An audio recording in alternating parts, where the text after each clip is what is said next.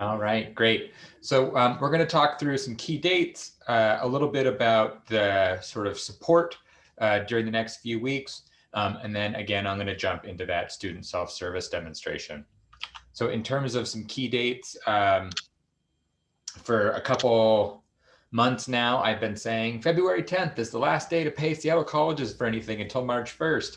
And that date has come and gone. So that is sort of yesterday's news. Coming up, we are in the middle of the sort of legacy system shutdown process where we begin to sort of close the hatches, run the last batches, and sort of close out our systems that have kept these colleges going for 40 years and move all of that information over to the new system. So that work will mostly be taking place next week. And then February 22nd to 26th is our sort of week in which many offices will be closed, while the staff there are working specifically with the state board on that changeover. And then as we go forward, different parts of the organization will begin to sort of reactivate everything and get new processes going in that new system. And so we'll have some additional information going out next week about some of the sort of ramp up period, but the real focus will be around one, our first time cards that are due in ctcLink and getting employees activating their account, in particular for our hourly and student employees, getting their timesheets submitted at the end of next week. And then as well, getting everything ready on the instructional and student financial side to begin enrollment the week afterwards. With March 1 being the first date that we're encouraging students to activate their ctcLink accounts and get their new ctcLink ID numbers. So any questions on this overall timeline before we move forward?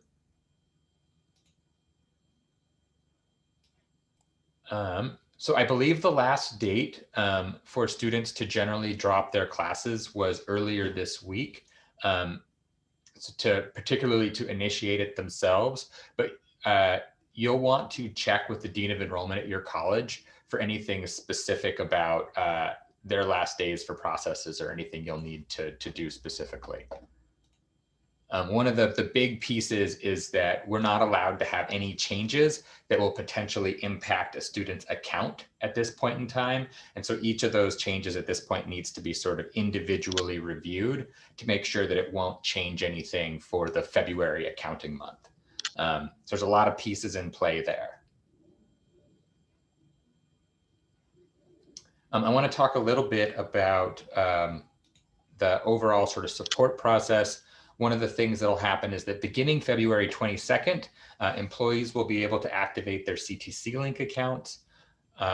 We will be specifically sending out an email to faculty asking them to activate their accounts February 24th, just to sort of take things in sections a little bit. And because there's a little bit less immediate activity they need to do in the system. So we'd appreciate that patience. And one of the things we're trying to do is to stop everybody from sort of jumping on the IT help desk at once. So just trying to stagger the account activation a little bit.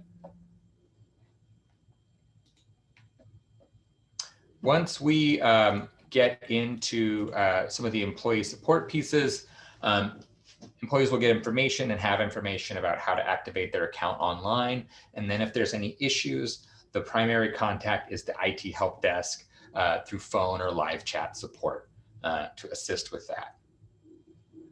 But we don't expect that to have sort of too many issues, but that's sort of the primary support mechanism there. On the employee time and leave and sort of HR support piece, again, starting with those online how-to resources. And then as folks know, we've had a lot of scheduled employee self-service training sessions go out. So there is a full schedule of those that are online through our ctcLink website. You can see the full schedule. And then during that go live week of February 22nd to 26th, we'll also have open drop-in support hours for folks who want to talk through that time and leave process a little bit more. And then sort of the last resort is sort of sending a message to the HR team. They're going to be really focused on getting some of the critical pieces set up over the next few weeks. And so we'll be really prioritizing getting everything ready for that first payroll run with a focus on the student and hourly employees and ensuring that they get paid because they'll need to actually sort of submit time cards that week to get paid. So if you're an hourly employee, we want you to attend that hourly training for time and leave. If you supervise hourly employees, it would be great if you attended that too, so that you could see what their process looks like. If you're a classified employee, it'd be great if you'd attend the classified and hourly session as well. If you're an exempt employee, we'd love for you to attend one of those exempt training sessions. For faculty, we'd love for you to attend the faculty employee self-service session as well. For, let's see. And we'll definitely be making these slides available as well. And so I want to talk a little bit about some of the ctcLink resources on our website. And let me stop my sharing for just a moment, and I'll go to that ctcLink page just to everybody make sure where we're at.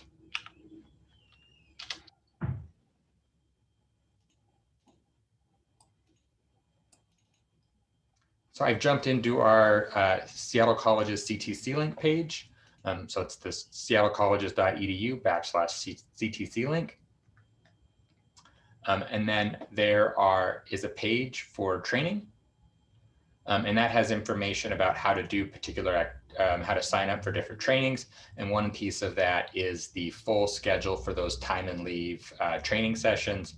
And then another piece is a How Will I resources section with some information on how to do particular activities and a link to sort of direct step-by-step instructions for how to, in this case, in ctcLink, change your home address.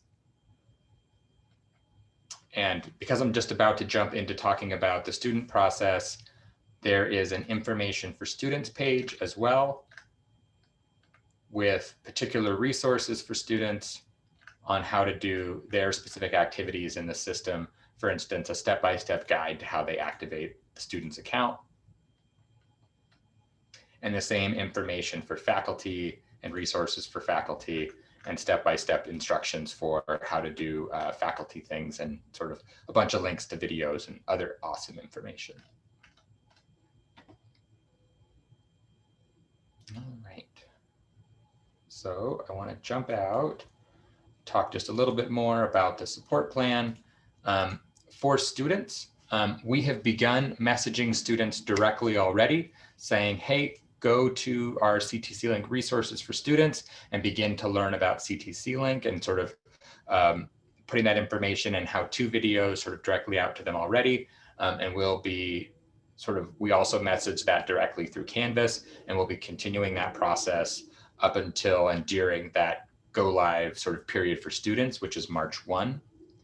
During March 1 to 12, we'll also be hosting live training sessions for students that we'll be sending out invitations for next week, that will provide a guided experience on how to activate your account, how to enroll, basic paying information. And those will be hosted by our ctcLink project team with help from the IT help desk and some college staff. So those will be 10 a.m. to 11:30 each day, and then 1 p.m. to 2:30 each day. And that's not like an hour-and-a-half long presentation. That's like, we're going to try and cover everything in the first 30 or 40 minutes, and then have time for student questions as well. And then particularly with account activation, students' next resource is that IT help desk to support them in their account activation and other access issues.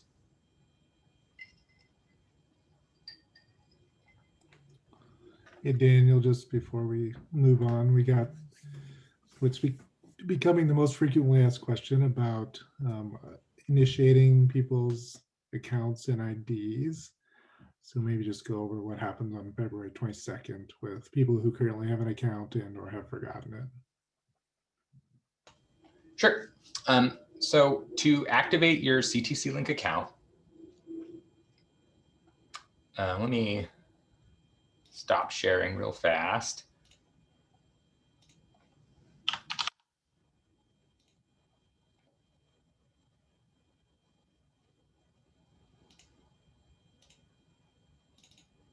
So when we talk about activating account, what we'll be doing is asking folks to go to the ctcLink sign-in page.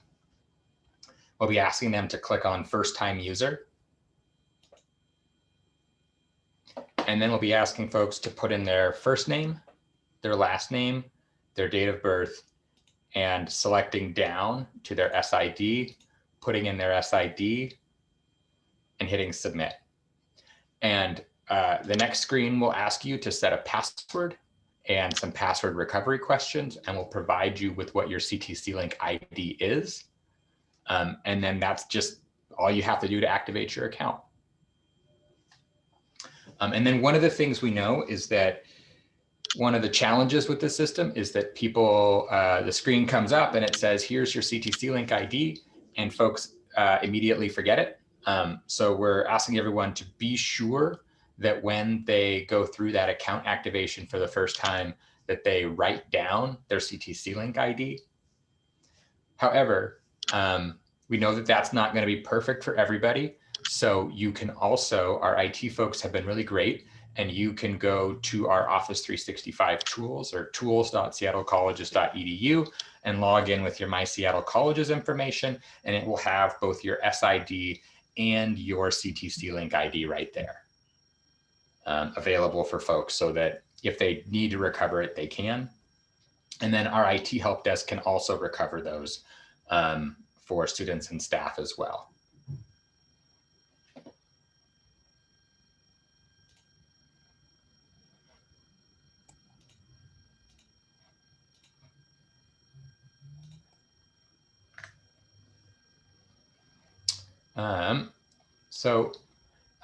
And you have asked a question about Running Start students being responsible for creating their accounts.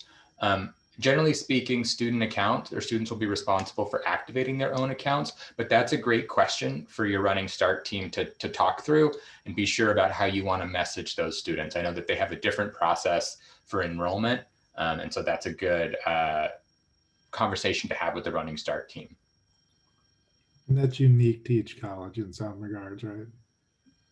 I believe it is sort of semi-aligned, but there are differences at each college. Okay, thanks.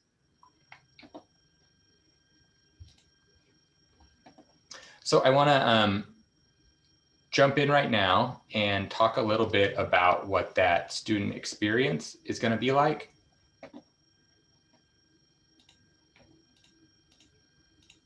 From beginning to end.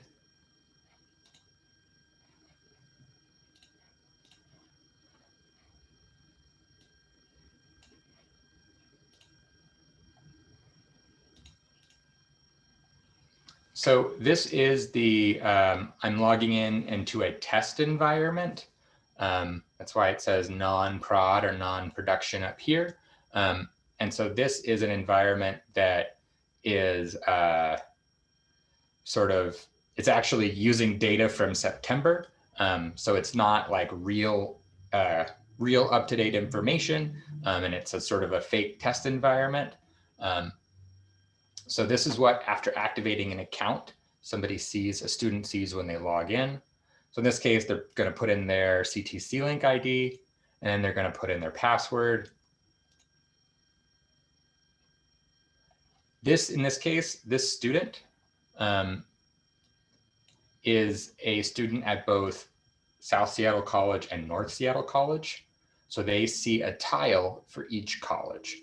So in ctcLink, if you have a employee record or a student record at a college that is on ctcLink, you will have access to that information through one ctcLink ID number. So in this case, as a student who is enrolled at both South Seattle and North Seattle, I'm able to log in and see information for both through one ID and password. Many of our students have sort of right now separate accounts and sort of slightly separate information at each college. During the ctcLink conversion process, that student information gets merged together. The academic record will stay separate, and I'll show that in a little bit, but the student's personal information will get merged. So they'll only have one profile across the ctcLink system. So in this case, I'm going to talk a little bit about North Seattle. So I'm going to select that tile, and it drops me into my ctcLink gateway page. And this is a test environment called SVL. So it has that in big red letters there. But it has my name, Welcome Snow White. And I can switch back and forth between those schools that I'm at using this My Institution View piece right here. If as a student, I want to reset my security questions, I can come up here to reset questions as well. There's also a link to my Canvas page, or to the Canvas login page, and the student home page.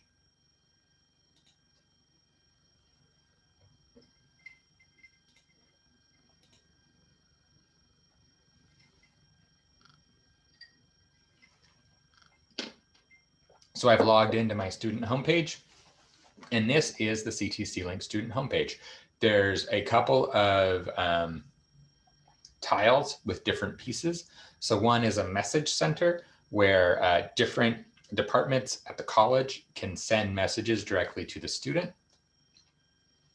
There are tasks where I might be able to see a hold or a to-do or checklist item from a department. So for instance, this is how many students might receive a to-do item from enrollment or from another team at the school. I can review my academic progress, manage my classes, see some financial aid information, see my financial account and how much money I might owe and make a payment, view my academic records, see my profile, and then there's some additional resources as well, including a link to my voter registration or a link to submit a voter registration form. And there's also admissions information as well if I'm in the admissions process. So I'm going to start with the student profile. So this is sort of the student's personal information. One thing is that the student has a name, but they can also have and create preferred names. One thing I would note is that we have preferred names right now through our website and through the My North, My South, My Central. One of the things we'd appreciate your help in communicating to students is that if they have already set a preferred name, unfortunately, that will not be able to convert over into this system. So once they have activated their ID, they will want to set their own new preferred name. The nice thing is that this preferred name will now populate all throughout the system, and other folks will be able to see it as well.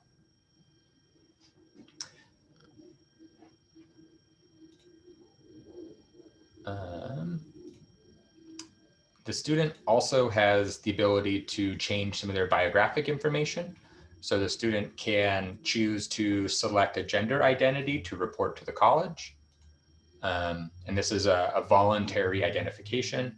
They can also choose to identify a sexual orientation from a dropdown.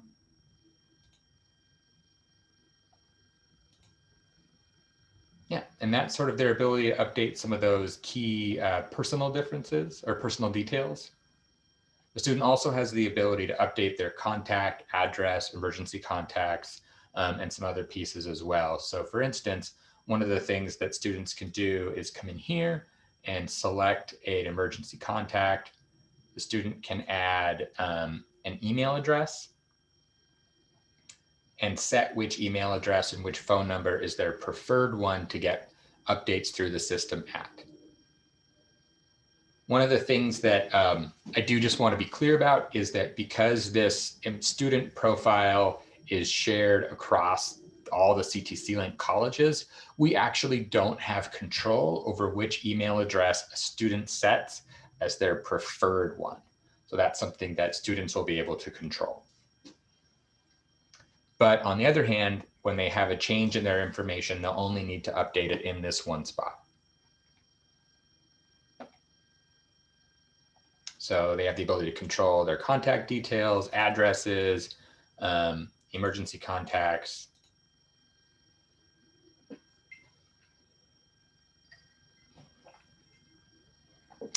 Yes. There was a comment in the chat about the next time we're changing software, plan to do it during summer break instead of during a quarter. There's a whole lot that goes into choosing that timing, and I wish I could say that we Seattle colleges had control over it. But one thing I can say is that I don't think a system change like this will happen for another 30 years. So I think we'll be using ctcLink for a long, long time. The student also can change their ethnicity information, so they can go in and update this information, and also select a background to provide more information about themselves. And something I will note is that the ctcLink is sort of controlled by the state board agency that manages all of the community colleges in the state. And so as we're looking at this ethnicity and background information, there's a process that's been gone through to sort of select the different options that are available. And we have the ability, if there's a identity that is not there, to request things be added and changed there. All right, so that's the student profile. So I want to talk a little bit about the student's ability to manage classes. So the student will see different places where they are a student on one page. So one thing I'll mention is that students will have two different, what are called careers in ctcLink, a continuing education career and an academic career, where continuing education is continuing education and the classes held through that program. And then academic career is everything else, including basic and transitional studies, bachelor programs, etc. And then the student will be able to see if they're enrolled in multiple colleges, all those places at once. And students can, Marianne, students can list more than one email address, but they do need to select which one is their preferred. There's a lot of how-to information for students available. One thing I do want to mention is that we have chosen to go with a slideshow format for the specific how-to information, so that it's a little bit easier for students to access and quickly get to what is the next step I need to do, and so that it's easier for us to update if we want to change our guidance to students. When folks are in here, they can select their academic career. So I'm going to select Winter at North in this case, and I can see as a student the classes I'm enrolled in. In this case, Math 107, some Philosophy 110, quite a bit of classes really. As a test student, they could see if they have waitlisted classes or if they've dropped classes as well. And they could, of course, turn this into a printable page that provides a little bit of all on one page. And they can also arrange this by date to make it a little bit easier to sort of see what they're doing each day. The student also has the ability to see their exam schedule if we have scheduled exams for their particular classes with a particular date and time separate for that exam schedule. They can also see what their enrollment dates are for a particular term. So in this case, I could go in and say, okay, what are my enrollment dates for the regular academic session for spring quarter that's coming up?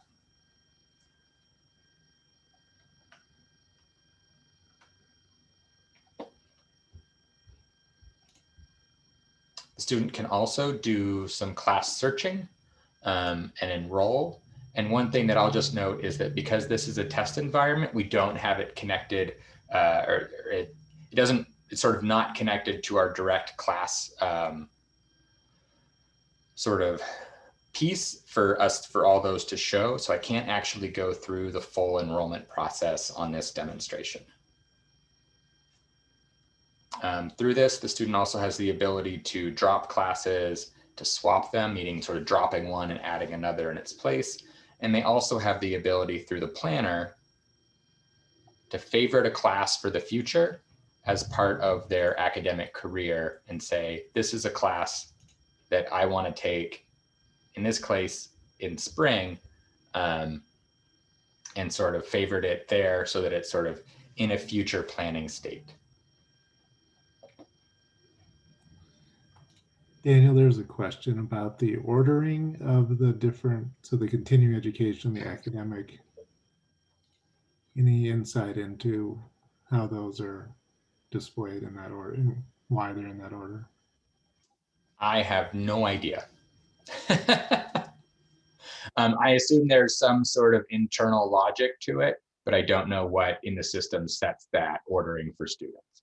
One thing that I will note is that a student will not have a continuing education career unless they have enrolled in a continuing education class and been sort of set up that way. So students who, for instance, only have taken a class, have only taken transfer classes at North would only see a North Seattle academic career. But once a student has taken a continuing education class, they'll sort of always have a separate continuing education transcript. And since I've got you, there's a couple questions in the Q&A. Can we add more information sections like income, foster care, special ed, history, etc., to a profile for our students if they're coded in our specific program?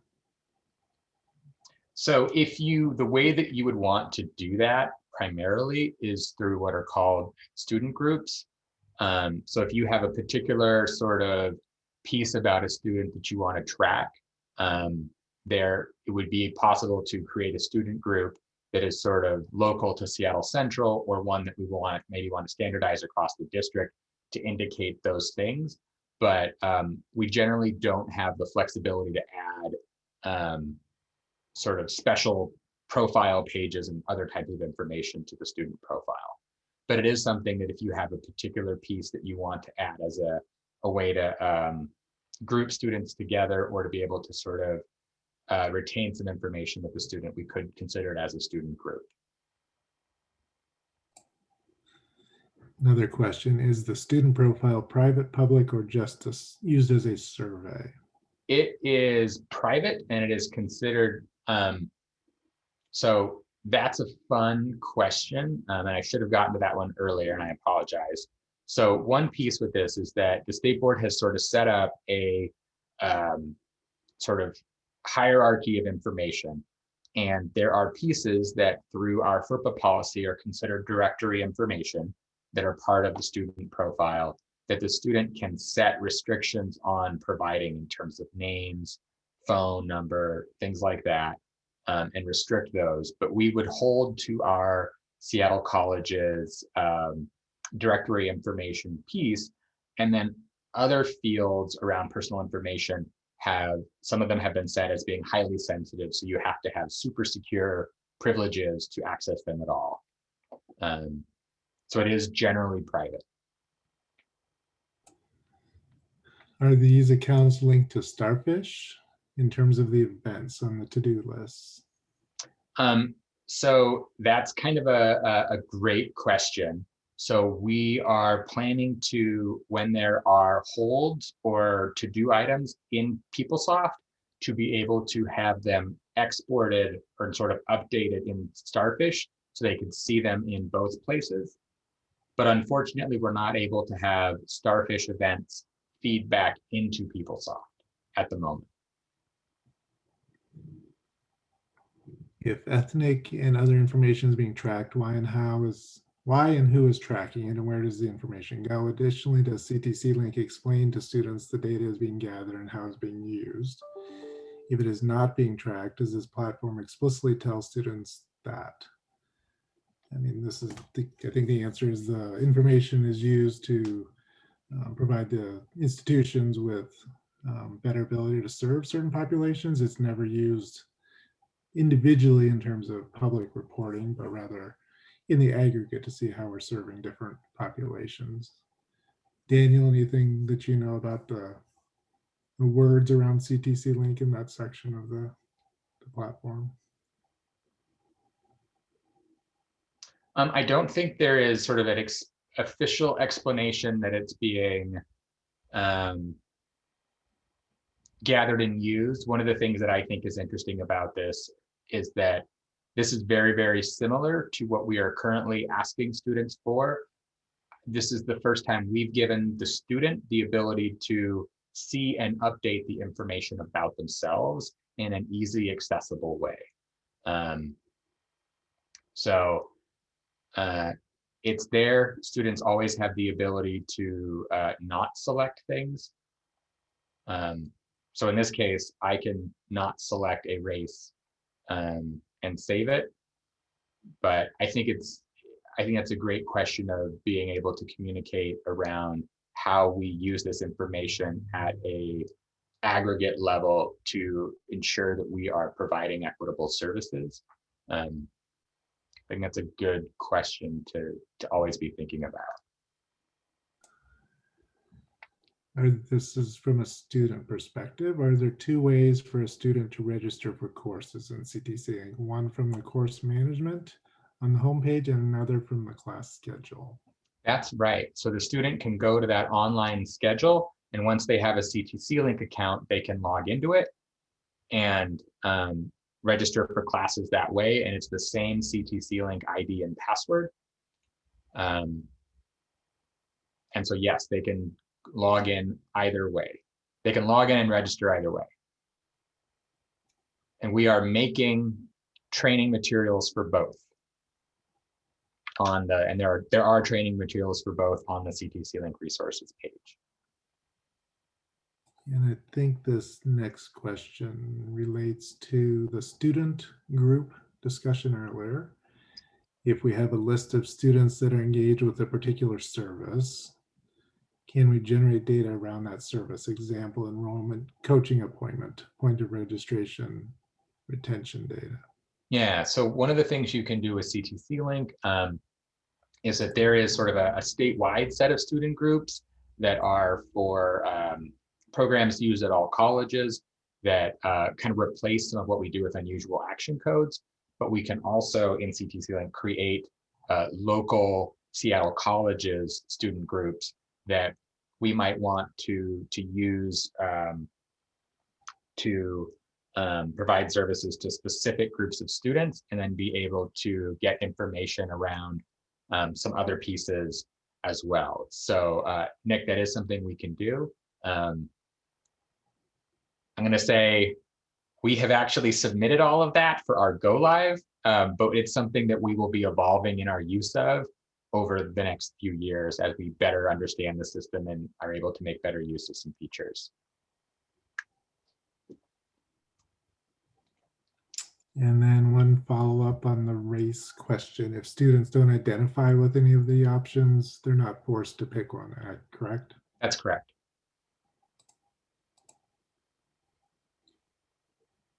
And then the other thing I would say is that if students don't identify with any of the options, but they want an option to identify with, we have at least once before gone through the process of adding something to that list. So we can talk about that as well. So another piece I wanted to mention here is that there is a tasks tile. And this is actually two pieces that are sort of on this same tasks place. And one is what's called a to-do list. Department at the college, oftentimes enrollment or financial aid, or other places have provided a specific ask to the student where there's something we want them to do, and assigned it to the student. And we can provide sort of a hyperlink of where we want this to go, or the next step being a file upload that the student completes, and we can control this text. And this is something that students will see and be able to sort of respond back to particular departments with. And I think I would say that we are still, this is the first time that we've really had this capability built into the student management system itself, because our legacy system didn't really have anything like this. And so we are, I think, just beginning to understand how to make the best use of these type of to-do lists. But this is something that students will see as well.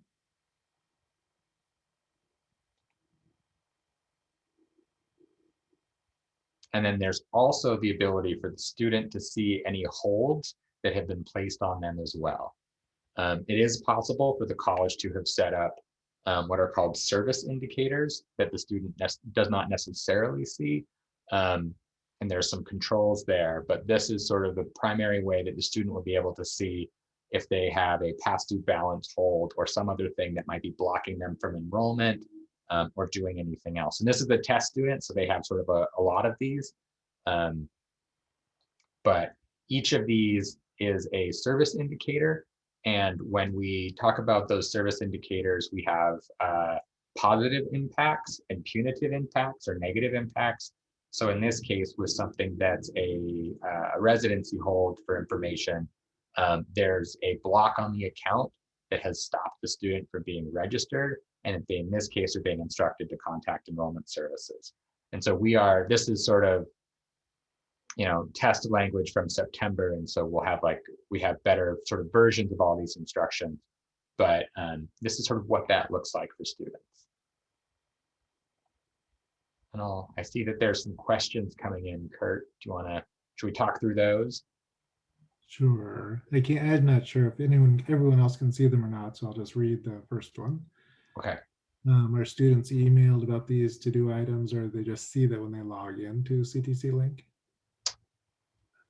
I believe they get an email, but let me double check on that. I'm not 100% sure if it always happens or if it's a setting that we might control. And Derek, is that something I could ask you to chime in on? Sure. Good afternoon, everybody. So the checklist itself, they would need to log in to see this particular, service indicator or to do. However, it can be set up that as this is applied, an email goes out to the student. That would require some additional setup when creating the checklist items. Also, there's a button on most of the screens that allows the person who's applying it to click notify. That would send an email to that student's preferred email address. But if they are just assigning the checklist, and if it's being done, especially if it's like being done in a batch, typically there wouldn't be an email that comes with it unless it's been set up as what we call a communications event, which ties a couple of things together, like assigning a checklist with sending an email to the student. So it's not that all of these will always generate an email, but that's something that the organizer or the department that's sort of setting up that checklist item needs to decide on a to-do list by to-do list basis of should this send a notification to the student. And students will at least be coming in here to pay their bills and to register or change their address. So they should be coming here pretty frequently because this is how they will get all their information. So as you can see from the homepage, they will always know that there's something that they need to take a look at in the tasks when something has been assigned to them. Derek, since you're on the right side of the screen right now, I think this question is probably good for you. If a student needs an entry code for a course, how would they obtain that? Well, actually, that's kind of still being figured out as to who would be distributing and they're called class permission numbers in ctcLink, is who would actually be distributing those. So I can't answer that just yet.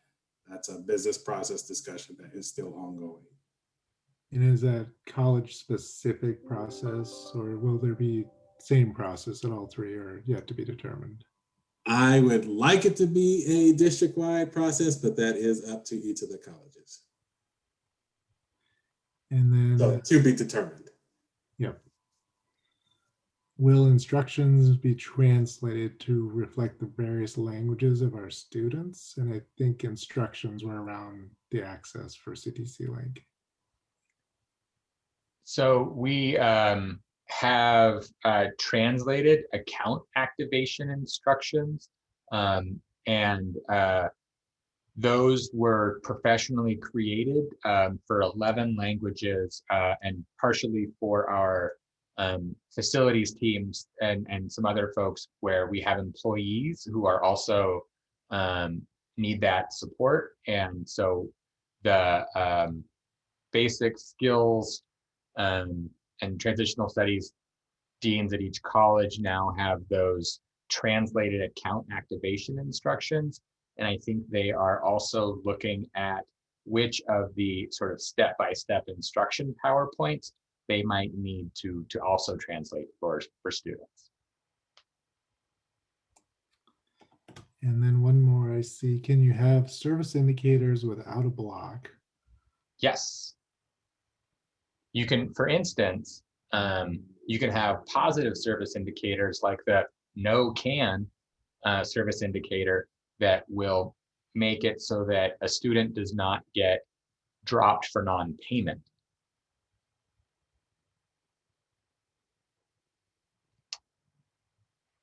Yeah. I think we've gotten to the questions that are in the queue. So all right. So I also want to talk just a little bit about how one thing is that the student will have an academic records tile. And this we are bringing over and converting the student's entire transcript. So we are converting 6 years of students counting backwards from this quarter. So the last 6 years, if a student has had an enrollment history with us in that period of time, they are converting over. And when we convert a student, we convert their entire record. So while it's 6 years of students, in some cases, it's 20 or 30 years of records with a student, because at a point in time in the 80s or 90s or 2000s, they also took a class with us. And so that course and class information also converts. In this case, with a student looking at their course history, they can see classes they have favorited as planned classes they want to take in the future. They can see classes that are in progress, ones they've taken, and they can see their grades on those previous classes. Students can also generate their own unofficial transcript by clicking on View Unofficial Transcript.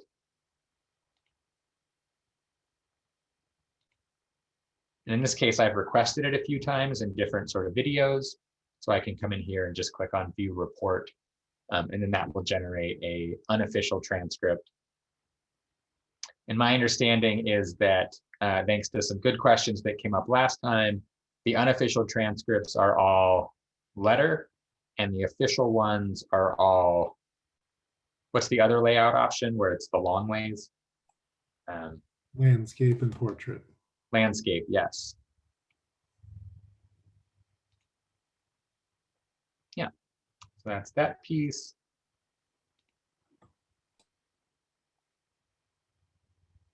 Students can also view their academic progress. So one of the fun pieces with ctcLink is something called an academic advisement report.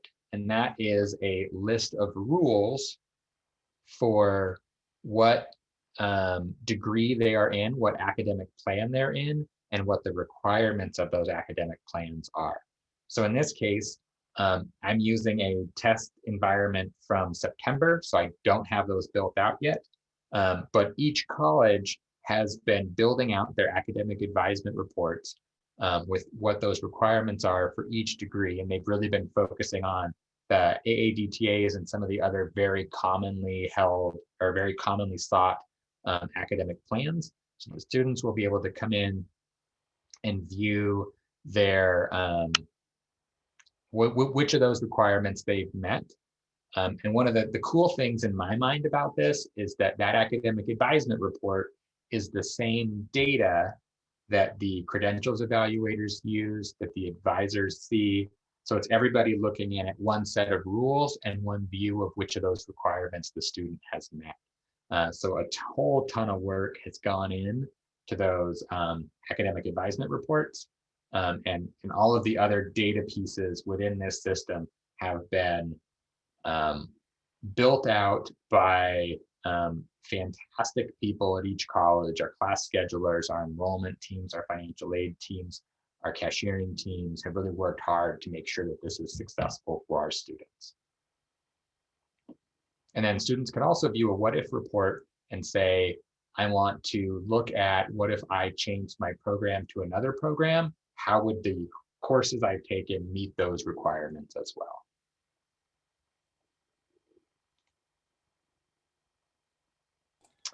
See the question of browser preference and mobile app. Is this usable on any browser? To my knowledge, it is. I have not seen any sort of like, this doesn't work in this specific browser. My understanding is there might be times when a student, there's like some versions of Chrome where if it's not like the most updated one, it's like some participant. Derek, you want to jump in on this? I think you've raised your hand. No? No, it was just still raised from before. I'm sorry. Okay. I'm typing an email. Can you? Yeah. What are we talking? If there was any browser preferences? Yes. Chrome or Firefox. There are a lot of features that do not work in Internet Explorer. And that tool is, I think as of now, is no longer supported by Microsoft. All right. Chrome or Firefox?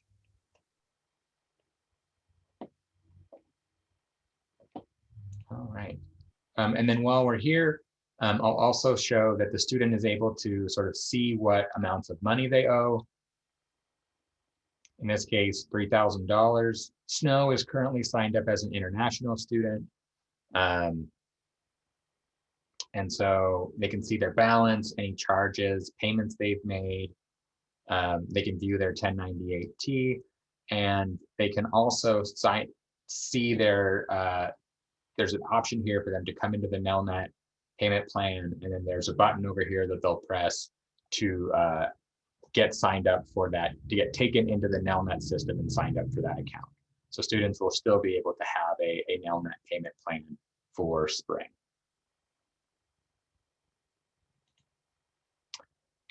While I'm here, and since we only have a little bit of time,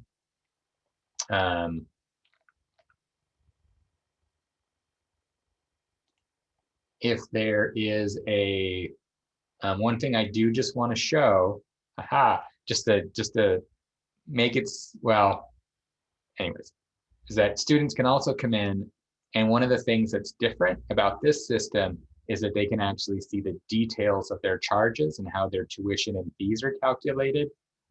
So that'll be a different experience for Seattle colleges and our students as well, where they'll be able to see that there's actually an operating tuition, building tuition and S&A, those types of things.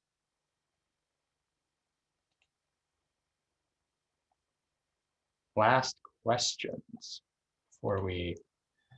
The mobile app, mobile format. Do you want to just preview that real quick? Sure. So we kind of talked a little bit about how this is the desktop version, is maybe what maybe the best thing to call it. But there is also a mobile version.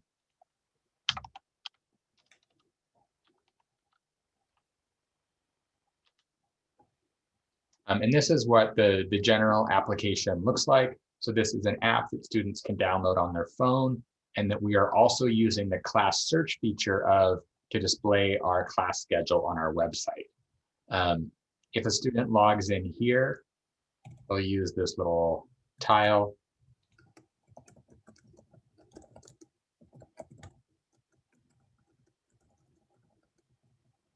And then once they're logged into the mobile application, it's set up for a mobile experience. And oh, this is a different student.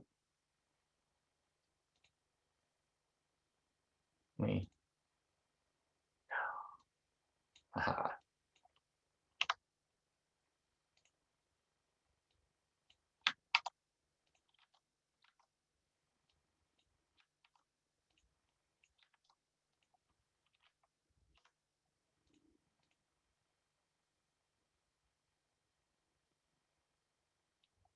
All right, so now I've logged back into Snow White, and I can see my holds. I can see my class schedule. And I have a variety of options on the left-hand side as well. My messages, my dashboard, which is this page here, financial information. I can make a payment online.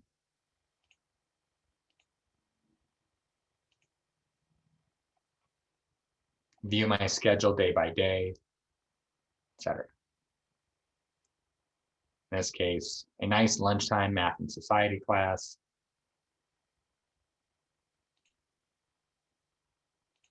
I can see my grades as well.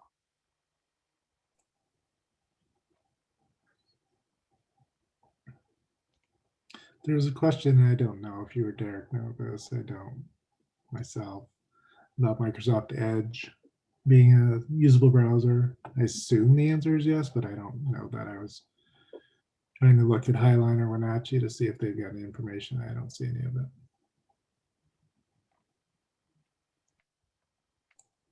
We have the advantage of being the second wave of this current deployment group, so we're getting real-time input and data from Wenatchee Valley College and Highline and Edmonds and Centralia on what students are needing immediately and what staff are needing. And so trying to be responsive with this implementation to that data as well. So I want to just chime on to one of the questions that has come up in the Q&A. And that was from Rena, who's thinking ahead. If a student hasn't been taking courses in the past 6 years and is coming back to the college, who does the student need to contact to get their past transcript converted to ctcLink? So they will want to contact the enrollment office at the college. And essentially what they can do is they can, what the enrollment office can do is go into SMS and send the transcript to ctcLink. So they kind of like go into Seattle Central in SMS and send the transcript to Seattle Central in ctcLink. And then the enrollment department doesn't have to rebuild that transcript. They can actually just transfer it in to the student's record once they're admitted to the college. It's actually kind of an elegant way to be able to not have to sort of manually rebuild those not transferred in students. And that's the same way that if a student from Yakima Community College that isn't on ctcLink wants to transfer in things, that's the same way that'll happen for them as well. And then I think I've talked about this in different venues, but I don't know if I've specifically mentioned it in this presentation. While ctcLink will have one login for students, their academic record at each college stays separate. So we're not averaging GPAs or anything like that. Those will still stay with a separate transcript between North, South, and Central.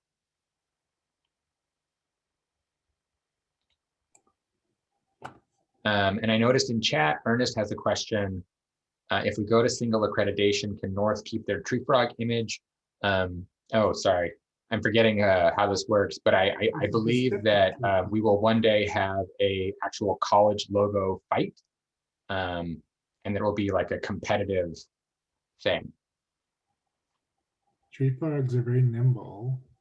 Tigers though, tigers. Yeah, tigers don't like water. The otter could survive the tiger, right? But if anyone can't tell, that's my "it's 3 o'clock and I've been talking for a while" joke. I mean, the tree frog can be both water and land. So I think I'm going with tree frog. I really think the tiger logo is really great. I don't know. All right. Well, thank you, Daniel. As always, you're a wealth of information. So hopefully we get there soon and we get to the other side and people are in the system and problem solving and finding out how it works for our students. So